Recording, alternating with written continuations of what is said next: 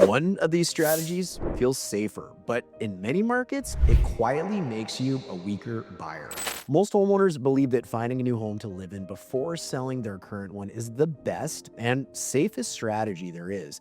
Think about it. You search for the perfect home, find it, write an offer, and make it subject to the sale of your current one, thinking that it protects you from risk. And emotionally, that makes total sense. You don't want to rush, you don't want to settle, you want to find the right home first and then worry about selling later. But here's the tension that most people don't see coming. Protection is not the same as strength. And strength is what actually decides who gets the house. In competitive markets, this strategy often does something unexpected. Your offer gets passed over. The seller keeps marketing the home.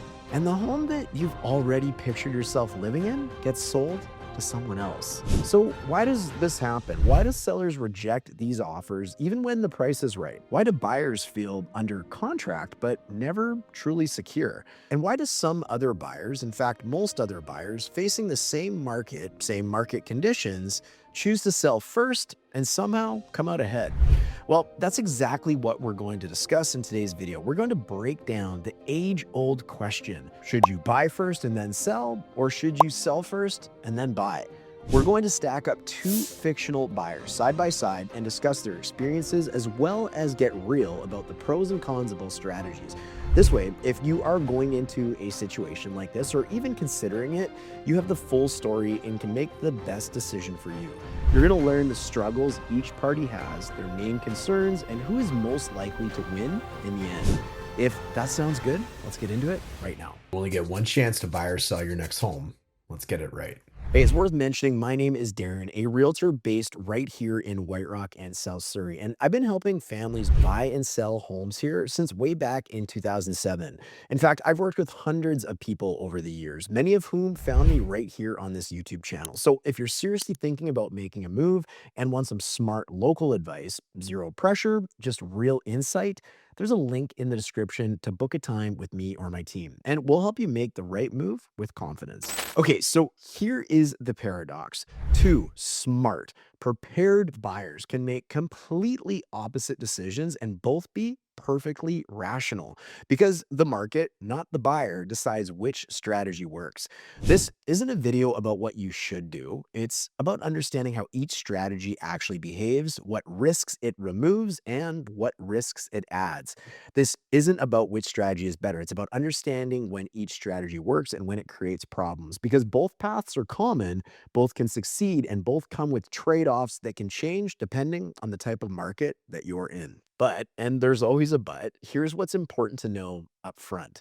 Most people, especially those who already own a home, instinctively lean towards buying first and then selling. So why is this? Well, it's because the idea of selling first without knowing where you'll go next feels terrifying.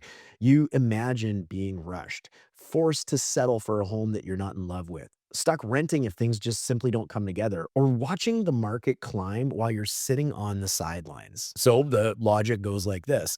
Let's find the perfect next home first.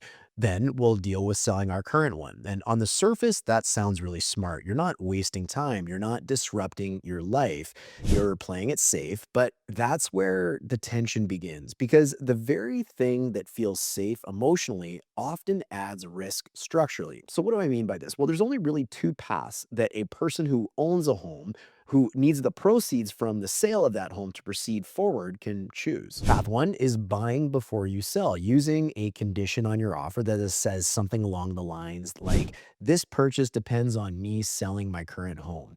Path number two is selling your current home first and then searching for the next one. One gives you emotional security and the other gives you transactional strength, but neither is perfect. I want you to think of it like this. Think of it like crossing a river. You can build a temporary bridge first, secure your next step before moving, or you can leap to the other side and just trust that the ground will be there when you land. Both are risky in different ways, and which one works better really depends less on who you are and more on the kind of river that you're actually crossing. To bring this to life, we're going to be following two fictional buyers, buyer A and buyer B. These aren't extreme cases or outliers either. They represent the most common homeowners trying to move up, downsize, or relocate while already owning a home that they need the proceeds from to be able to make the next purchase happen, which is pretty common. So let's start with buyer A. We'll call them the contingent buyer. Buyer A owns a home and they're ready for something new, but they don't want to sell before knowing where they're going. So when they find a property they love, they write an offer subject to selling their current home. Their thinking is this: let's lock up the next step now. If it doesn't work out, no harm done. We just don't sell. It feels controlled. It's reversible. It feels smart. Now let's meet buyer B. We'll call them the sequential buyer. Buyer B also owns a home and wants to move, just like buyer A. But instead of writing an offer that is contingent on selling their home, they instead list their current home for sale first. They accept the uncertainty that comes with it. They might end up renting or having to wait, but once they do sell, they'll be ready to buy without conditions. Their thinking is this: let's eliminate the variables. Let's have money in hand. Let's be the kind of buyers sellers actually say yes to. And perhaps before we proceed, we should really address that fear of having to rent or having to wait. Because truth be told, this is a really common fear that lots of people have when they sell their home before they buy another. But there are definitely ways to mitigate this fear. You can never get rid of it completely, but there's ways to walk into it with lots of comfortability. An example of this would be to get some general sale price numbers on their current home first and investigate a few homes on the market to make sure that those people can find the type of house that they want with the features they need and the neighborhood they desire, to prove that their plan is easily achievable and available in a variety of listings. While acknowledging that those listings likely won't be available when they actually sell their home, they can have a level of comfort knowing that their buying power will get them something that they will love down the road. The fact of the matter is that everybody has a budget, and with budget limitations come restrictions on what you can actually buy. So while no house is usually ever going to be absolutely perfect, if a home buyer can achieve nearly all, if not all, of their wish list comfortably, then it's usually safe to proceed with putting their home on the market. Anyways, I'm digressing a little bit. Let's go back to our buyer examples. So both of our buyers are rational people. Both are trying to manage risk. They're just choosing different types of risk to carry. So now let's walk them through the same market at the same time and see how they both fare. Just before we jump into that though, if you're even thinking about buying a home, whether it's in the areas we serve of White Rock, South Surrey, Surrey, or the surrounding municipalities, it could be anywhere in BC, you're going to want to be sure to grab a copy of our free PDF, 21 grants and rebates for home buyers just like you. We pulled together every program we could find: federal, provincial, and even niche local ones, plus tips, links, and quick ways to save money. These are often hard to find, buried, and made confusing. So we have sourced them out and put them into one single spot so you can take full advantage. It's totally free and could save you thousands. So you can get it now by using the link in the description of this video. Okay, so back to our two buyers with two very different solutions to the same problem.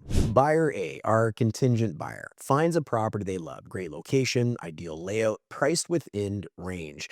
They write a strong offer with a strong deposit, but it's subject to selling their home. This causes the seller's agent to pause. Meanwhile, buyer B, they haven't found the one yet because they're not seriously shopping. They're focused on selling first, pricing based on current market data, not assumptions. In response to buyer A, the seller that receives the offer from them, they may like the price, but the condition to them selling their home creates a little uncertainty. So they may accept the offer, but maybe not at their best price, but also with a kickout clause. This means that the home stays on the market. If a better offer comes in, the seller lets buyer A know they have 48 hours, 72 hours, whatever it is, to firm up their offer and commit 100% to the purchase or step aside. Buyer A is technically under contract, but they're never fully secure. They can be bumped out of spot at any time. While that's happening, buyer B launches their listing. Showings start immediately and hopefully interest is building. Then eventually the moment happens. Now back to buyer A, the moment, which happens pretty frequently, eventually happens. Another buyer submits a clean offer on the same home that buyer A is tied to. There's no sale condition. They're ready to close, and buyer A is given their 48 hours. But you know the problem, their home hasn't sold. Heck, it might not even be on the market yet. They might still be getting it ready. This means buyer A can't firm up and they lose the home. Now, on the other side of town, buyer B eventually accepts an offer on their property. It could be almost right away as soon as they list it for sale, or it can even take some time. But either way, eventually it firms up a deal and they have some clear dates and clear numbers to work with. Now, look at the pressure points in this situation between buyer A and buyer B. Buyer A feels the emotional letdown. That house becomes the benchmark and everything else feels like a compromise. Buyer B feels exposed, but they're empowered. They have a clock, but they also have leverage. Buyer A, they start to hesitate. Do they even keep trying to buy first? Do they list now? Their confidence drops. And for some buyers, this cycle repeats for months or even years. They stay in a home that no longer fits, waiting for a perfect replacement that never quite arrives. Imagine they are maybe out of space or they want to be closer to work, closer to the kids' school, whatever that may be, but it just delays their plans indefinitely. Now, truth be told, buyer B, they feel a little bit of pressure, but they also have clarity. They can act the moment the right home appears. When you look at these two scenarios side by side, buyer A is simply weaker in most markets. Their purchase depends on too many moving parts aligning. They often overpay early, locking in a price before the market fully tests it. If values soften while they've locked in a price, things like appraisals can come in low, putting their financing at risk. They also may consider doing things like bridge financing, which solves the problem of getting the house before they sell their current one, but it isn't free money and it comes with higher interest rates and really strict timelines. Buyer B, however, buys under real market conditions.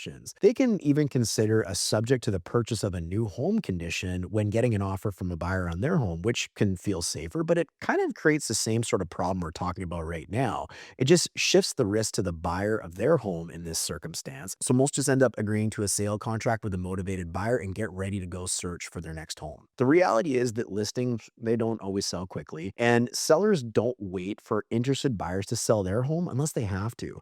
And when weeks and even months pass by, the buyers needing to sell their current home need extensions on the homes they committed to. That doesn't always work out well either.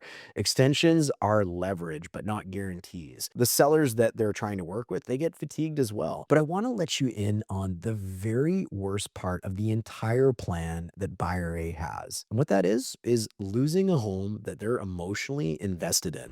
Think about this. The buyer starts envisioning their life in the home, the renovations they would do, the bedrooms their kids will occupy, and their future life in this perfect home that they have found.